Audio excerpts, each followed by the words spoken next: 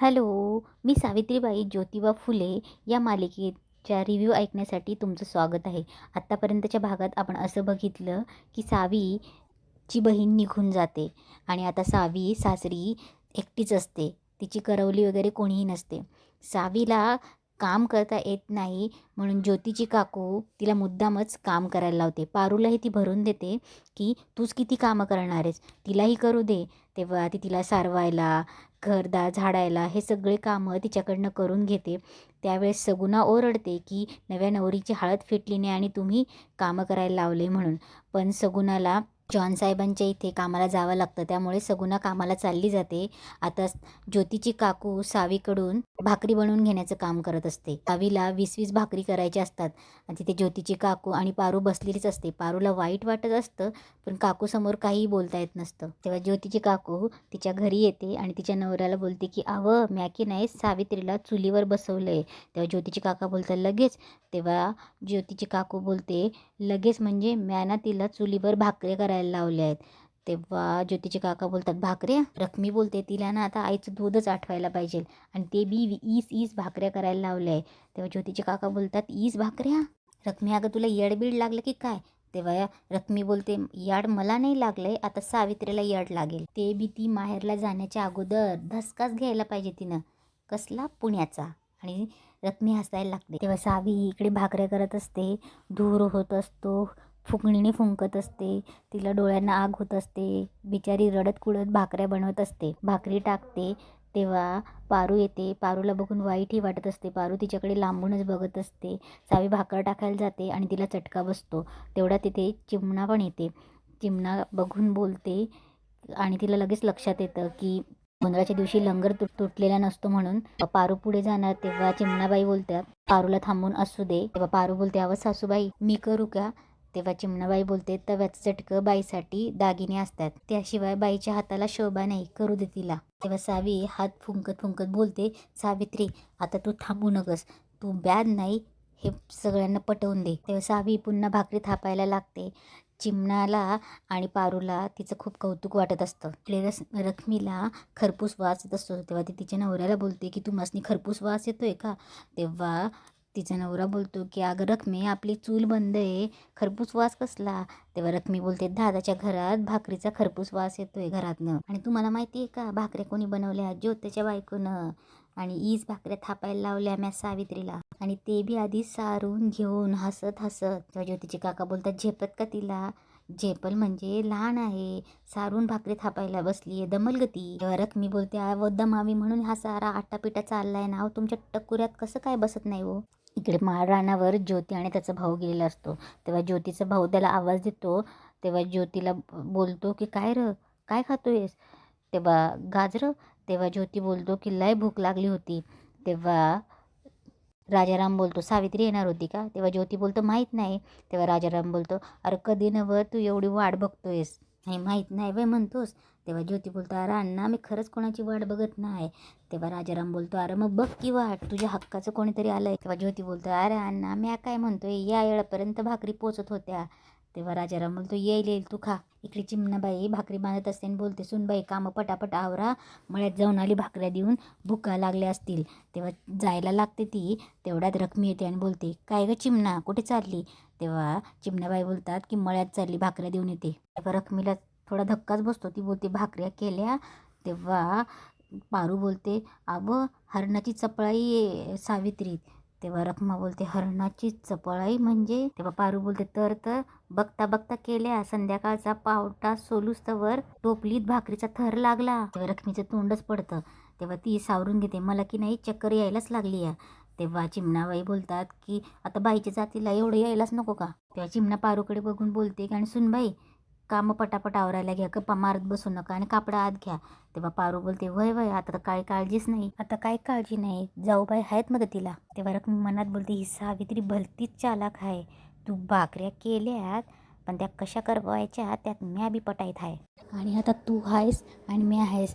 इकडे सावी भाकरी वगैरे करून आपल्या खोलीत येते. तिची कपिलाकडे जवळ जाते. सावी तिच्या कपिलाला घेते आणि बोलते कपिला तुला माहिती आहे का आज मी 20 भाकऱ्या केल्या. खरं नाही वाटत ना, तुला काय कोणासनी बी खरं नाही वाटणार. थोडं दमायला झालं पण म्या काम पूर्ण केलं. जाऊबाई तर हरकून गेल्या आणि सासूबाई त्यांना बी लय आनंद झाला हुशार सून मिळाली म्हणून. तेव्हा सावी बोलते पण यांचं काय ग, यांना म्या ब्यात का वाटते हे मला विचारायचंच आहे. पण गाठच पडू देईना. कपिले म्या बी बघते ते कुठे जातील ते. सावी बोलते थांब म्या विचारून आली.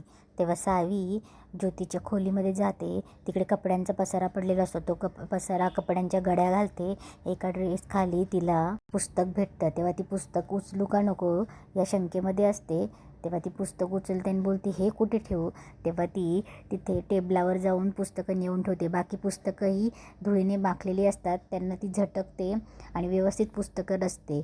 एका पुस्तकाखाली तिचं ते पहिलंवालं पुस्तक असतं. तेव्हा तिला लगेच आठवतं की ज्योती तिचं पुस्तक घेऊन आलेला असतो. आणि सावी ते पुस्तक बघते आणि बोलते म्या ब्यात का झाली. सावीला तिच्या आईची आठवण होते की बाईचा दागिना तिच्या कामात असतोय. तिच्या वागण्यावरून तिच्या आई बापांचं कौतुक होतं. तेव्हा सावी बोलते आई आबा मी तुमची मान खाली जाणार नाही. असं कधी बी वागणार नाही. समद्यांना म्या ब्याद नाही हे समद्यांना खरं करून दाखवणार. इकडे पारू कुऱ्हाड घेऊन जात असते. तेवढ्याच रखमी येते आणि बोलते की ए पारू कुठे चालली आहे. तेव्हा पारू बोलते आहो सासूबाई सावित्रीनं भाकरी केल्या पण चुली मोरल्या सरपणाचा सत्यानाश करून ठेवला. आता जाते बाबळीच्या लाकडं तोडून आणते. तेव्हा रखमी बोलते तू का नाही लई लई पुढे करू नकोस आणि मला वाटतं ज्यानं जळण संपवलंय त्योच आणेल की. तेव्हा पारू बोलते कोण सावित्री. नको नको काटा टोचतील तिला. तेव्हा रखमी बोलते अगं टोचू दे की मग तिला बी कळलं पाहिजे हे घर फक्त फुलांचंच नाही काट्यांचं बी आहे. पारू बोलते न ग. तेव्हा रखमी बोलते वा ग वा तुला तर लईच पुळका तिचा भुईकडे तोंड बघायला दिसेल ना असं सारून घेतलंय पोरीकडनं. बारकशी दिसते आपण लईच हुशार आहे. तेव्हा पारू बोलते वय पण असू द्या ना मॅच तोडून आणते सरपण. तेव्हा रखमी बोलते पारू तुला तर लईच मायाचा पाजर फुटायला आलाय. जरा थांब मी सावित्रीला बोलवते. आपल्याला बघायला पाहिजे जमतं की नाही तिला. थांब जरा तू. आणि ती सावित्रीला आवाज देते. तेव्हा रखमी बोलते सावित्री. तेव्हा सावी येते. तेव्हा रखमी बोलते अगं सावित्री 4 भाकऱ्या करायला तू सगळं सरपण संपवलंस असं पारू म्हणतीया. लईच नासाडी केलीस ग तू. अगं आज रातच्याला ना सरपणच नाही चुलीला. जा सरपण घेऊन ये जा. तेव्हा सावी बोलते म्या. तेव्हा रखमी बोलते मग कोण. 900 पाटलाचं घर नाही इथं नोकर चाकर नाही. आपली कामं आपल्यालाच करायला लागतात. तेव्हा रखमी बोलते पारू दे ग कुऱ्हाड दे की. तेव्हा पारू सावीकडे कुऱ्हाड देते. सावीला तिचं वजन तोलावत नसतं. बिचारी कशी बशी उचलते आणि कुऱ्हाड घेऊन सरपण तोडायला जाते. इकडे रखमी पारूला म्हणत असते तालेवाऱ्याची पाटलाची लेख म्हणून जास्त लाड करत बसू नकोस नाहीतर उद्या तुझ्या डोसक्यावर मिऱ्या बी वाटायची कमी करणार नाही ती पोर. इकडे राजाराम ज्योतीकडे येतो बोलतो अय ज्योती कामाचं राहू दे बाजूला जेवायला येळ आहे का नाही तुला. तेव्हा ज्योती बोलतो नाही. तेव्हा राजाराम बोलतो मला ना तुझं गणितच कळत नाही. आत्ता मागाशी म्हणत होता भूक लागली ना आता म्हणतो वेळ नाही. तेव्हा ज्योती बोलतो मग तू कसं म्हणालास कामाला येळ नाही आणि जेवायला हाय वेळ नाही. तेव्हा राजाराम बोलतो बरं चल आई आली भाकऱ्या घेऊन दादांनी जेवायला तिकडेच बोलवलंय. तेव्हा ज्योती बोलतो जेवा तुम्ही. राजाराम बोलतो बघ लई फसशील. तेव्हा ज्योती बोलतो त्यात काय फसणार नाही जेवायचं नाही जेवायचं. राजाराम बोलतो मला तर वाटतं आज तू पोटभर खाणार. तेव्हा ज्योती बोलतो नाही खाणार म्हणजे नाहीच खाणार. तेव्हा राजाराम बोलतो मला आई म्हणत होती आज भाकऱ्या सावित्रीने केल्या आहेत. तेव्हा ज्योतीच्या चेहऱ्यावर हसू येतून बोलतो काय भाकऱ्या सावित्रीने केल्यात. तेव्हा राजाराम बोलतो संसाराला लागली ती लागली संसाराला आता मला म्हणावं लाग संसाराला आणि कर शाळा बंद असं ज्योती बोलतो. तुमचा डाव मी ओळखून आहे. तेव्हा राजाराम बोलतो बरं चल आधीच चल जेवायला. अरे लेकरा मर्दा सावित्रीच्या हातचं जेवण तर बघ. सावित्रीच्या हातची चव तरी बघ. तेव्हा ज्योती बोलतो काय चव बघायची. तेव्हा राजाराम बोलतो अरे चल तर मग म्हणशील या बॅद नाही बायको आहे. तेव्हा ज्योती बोलतो अण्णा तू असं चिडवशील तर मी जेवणार नाही. तेव्हा राजाराम हसतो आणि बोलतो अरे किती दिवस असं नाक फुगवून बसशील. हे बघ मला तर भूक लागली आहे मी जेवणार आहे. बघू तरी सावित्रीच्या हाताची चव कशी आहे तू बस इथेच. तेव्हा ज्योती बोलतो की अण्णा गेला वाटतं मला बी भूक लागली आहे मी बी जातो. आपली सावीच्या वडिलांना उचकी लागलेली असते. तेव्हा लक्ष्मी येते आणि खंडेरावांचा अंगारा लावते पण तरीही उचकी सापडत नाही थांबत नाही. तेव्हा लक्ष्मी बोलते की मी बटूशास्त्रींना उपाय विचारून येते. तेव्हा भीमा आत्या येते आणि बोलते की भीमा अक्का बोलते की गुळाचा खडा पी आणि वरती तोंड करून घट्टा पाणी पी. तेव्हा पाटील बोलतात की अगं अक्का 2 वेळा गुळाचा खडा आणि पाणी पिऊन झालंय थांबत नाही. तेव्हा भीमा अक्का बोलते की पुन्यांदा एकदा कर. अगं अक्का तोंड लय गुळमाट होतं सांग की. तेव्हा भीमा अक्का बोलते की हाय का आता धर की. तेव्हा लक्ष्मी बोलते मला वाटतं सावी आठवण काढत असणार, नाही तर नाही लागत एवढी उचकी. तेव्हा पाटीलही बोलतात मला बी तेच वाटतंय, सावी आठवण काढत असणार. तेव्हा पाटील सांगतात सकाळी धरणं उचकी चालू झाली, मळ्यात गेलो, इथपर आलो, सगळीकडे जाऊन आलो तरी बी उचकी थांबना. तेव्हा लक्ष्मी बोलते थांबा इथं बघा.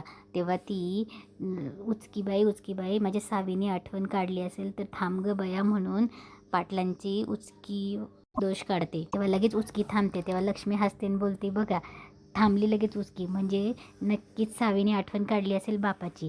तेव्हा भीमा अक्का बोलते की म्या लई उन्हाळे पावसाळे बघितले पण बापाचं आणि लेकीचं असं प्रेम कवा नाही बघितलं. तेव्हा पाटील बोलतात ते आहे पण सावीने एवढा आठव कशा पायी काढला असेल, म्हणजे समजा ठीक असेल ना वाक्का. नाही आज पावतूर नजर आड केलं नाही पोरीला, तिथं समजा बरं असेल ना व काही दुखलं खुपलं नसेल ना माझ्या लेकीला. तेव्हा भीमा अक्का बोलते अरे खंडू नग इतका विचार करू, तिकडे आपली सावी नक्की ठीक आहे. तेव्हा लक्ष्मी बोलते आपली लेक आनंदातच असेल बघा तुम्ही, पण पाटलांचं मन काय मानत नाही. इकडे सावी सरपण तोडायला आलेली असते. तेव्हा सावी पदर खोचते, लाकडं तोडणार. इथेच आजचा एपिसोड संपतो.